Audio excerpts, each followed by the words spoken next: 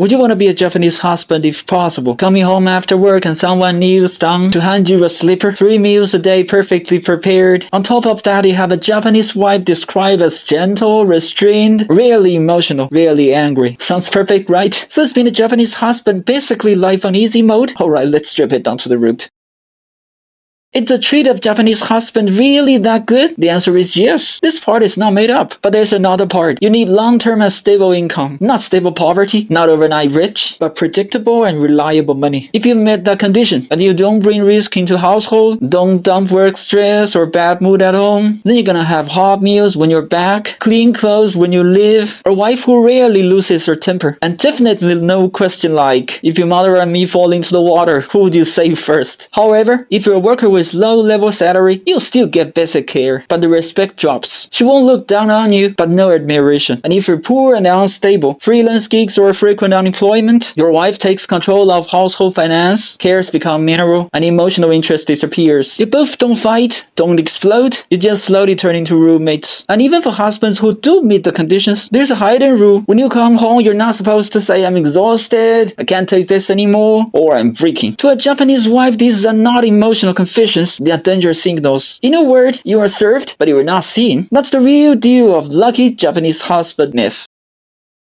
Let's go one layer deeper. What outsiders see is the gentleness of Japanese wives. What they don't see is their power inside the family is anything but small. Household budgeting, education decisions, long-term planning. In many Japanese families, the husband earns the money, but the wife decides how every yen is spent. And among younger generations, even marriage doesn't mean become a full-time housewife anymore. Single-income households are risky. Dual-income families are now the norm. But here's the catch. In these families, husbands lose the old traditional perks, yet they're still to expect to carry the responsibility of a provider. No privilege, same pressure. That's why many Japanese men today are described as the most isolated generation. It also explains the rising non-marriage rates, the expansion of otaku culture, and the growth of virtual companionship.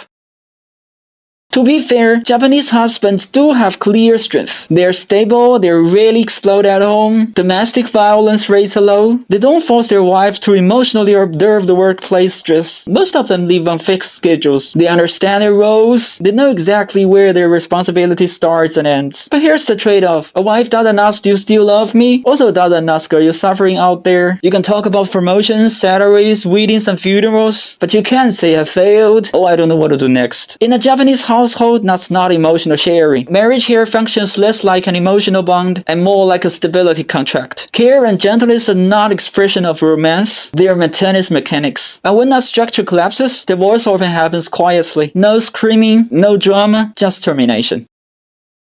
So here's the brutal question. If there's no emotional exchange, how does a Japanese husband know if he's still loved? The answer is harsh. Not through words, not through promises. He watches whether the household is still functioning. Is his wife still fulfilling her role? Are there any structural problems? See, nice word is observation, but frankly speaking, it's guessing. That's why many Japanese husbands find out about something bad after divorce or never find out at all. Japanese marriage doesn't care whether your heart belongs to elsewhere. It only cares whether you broke the system. When husbands feel bad, they disappear. Over time, alcohol, silence. When wives feel bad, they fold their emotions on friends and dramas quietly. Even sex follows the same logic. In mid to late marriage, intimacy becomes functional. Japan has a high tolerance for sexless marriage because marriage is not treated as an emotional container, but as a cooperative structure.